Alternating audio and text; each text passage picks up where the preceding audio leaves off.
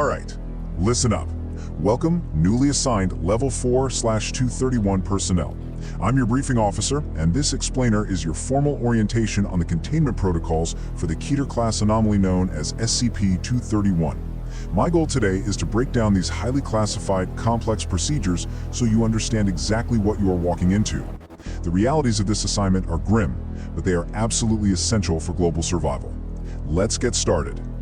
Here's our itinerary for today. We're going to run through the Level 4 clearance mandates, hit the recovery and initial containment of the anomaly, go over the casualties from Subjects 1 through 6, detail your primary duty with Protocol 110 Montauk, and wrap up with O5 Command's psychological directives. Section 1. Level 4 clearance required. We need to talk about security and screening protocols right off the bat, because the boundaries you've just crossed are unlike anything else in the Foundation. Look around. You're in this room for a very specific set of reasons. You all scored a minimum of 72 points on the Milgram obedience examination. You're unmarried, you don't have kids, and quite frankly, you've proven your absolute loyalty to the Foundation. We've actually waived the standard psychological screenings for you all, as long as you can do your jobs without hesitation.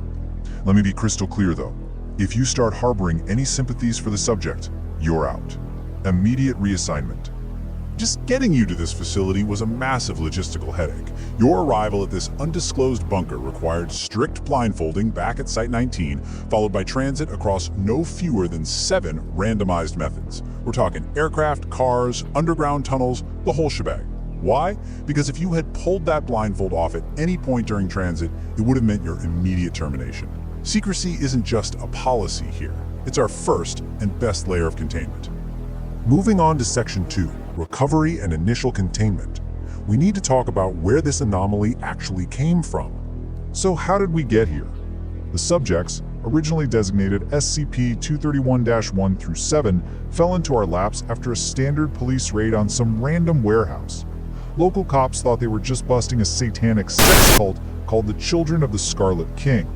But what they actually stumbled onto were 7 pregnant brides. And overnight, that situation escalated into a full-blown Keter-class containment nightmare for the Foundation. Now, this isn't your run-of-the-mill anomaly. It is deeply tied to ritualistic prophecy. We recovered notebooks from the cult's altars, and they all had this chilling poem woven through the text. 7 seals, 7 rings, 7 brides for the Scarlet King. That verse basically predicted the escalating apocalyptic events we've been dealing with ever since. Make no mistake, we are dealing with an entity or entities waiting to be born into our world just to burn it down. Section 3. Casualties. Subjects 1 through 6. This is the heaviest part of the briefing. Your predecessors failed to contain the first 6 subjects. Look at this track record of catastrophic failure. Subject 1 goes into labor a mere 24 hours after rescue, dies in childbirth, and triggers Event 231 Alpha. Boom, hundreds of confirmed casualties. Subject 2, killed during a surgery to remove the fetus, which triggered another immediate event. Subject 3, couldn't handle the distress of our early containment protocols and committed suicide, kicking off Event Charlie. Do you see the pattern? Normal human interventions, whether that's childbirth, surgery, or just plain despair, they just unleash the anomaly. And it just keeps getting worse. We gave Subject 4 SCP-500, supposedly a cure-all panacea. It expelled the remains, sure, but those remains instantly triggered an event that wiped out Subject 4 and a lot of good people.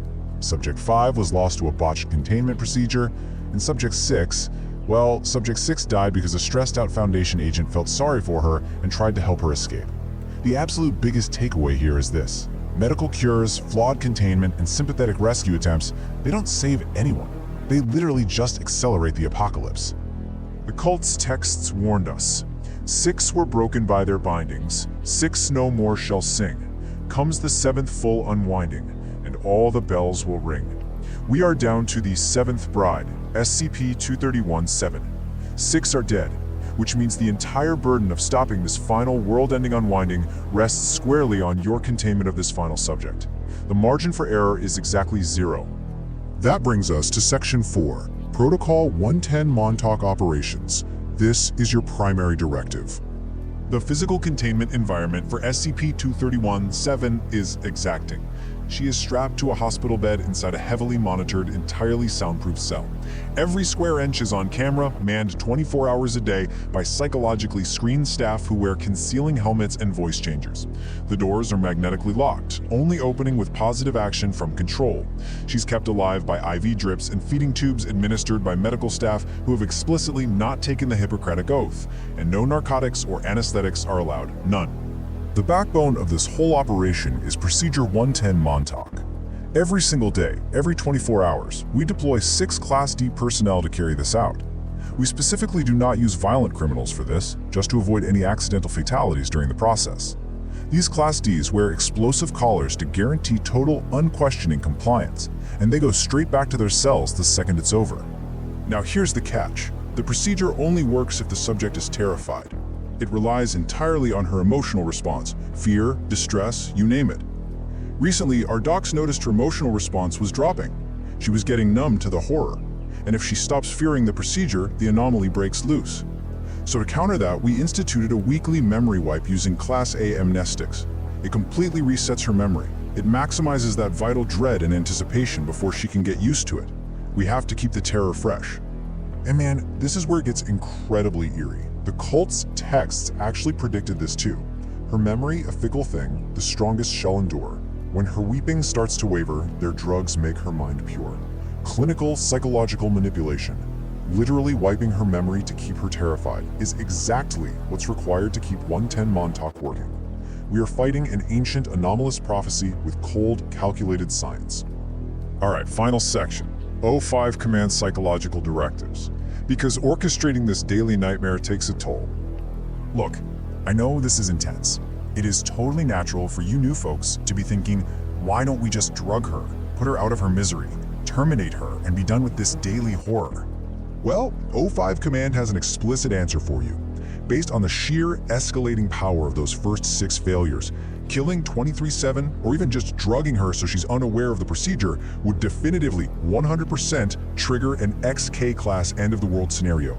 If she dies, the world ends. If she goes numb, the world ends. What we do in that room is literally the only thing standing between humanity and total annihilation. O5 also wants to squash some of the rumors I know you've heard floating around Site-19. Let's clear the air. This assignment is not a punishment. It is not some twisted loyalty test. You are not going to be automatically terminated when your rotation is up. But that rumor about the amnestics, that one's true. If the psychological burden is just too much when you transfer out, you can request targeted Class A amnestics and we will happily implant false memories for you. An O5 commander recently wrote this to the staff, and I want you to burn it into your brains. The Foundation does many distasteful things in the completion of our mission, but our mission is important enough that the price is one we must pay. Your biggest enemy here isn't the anomaly, it's your own resolve. The danger is that you let your guard down because you feel sorry for an innocent girl, or conversely that you actually become a monster by performing these monstrous acts.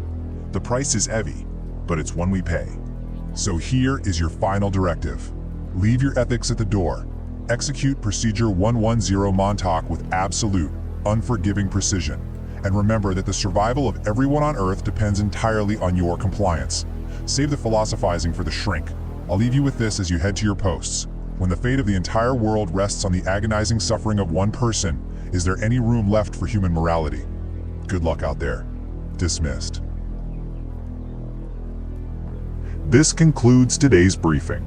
If you wish to maintain your current clearance level and ensure continued access to the Versarian database, a subscription to this channel is mandatory. Secure your connection by leaving a like on this file, and log your requests in the comments section below to dictate which anomaly we unseal next. Stay vigilant and expect your next set of logs every day. Secure, contain, protect.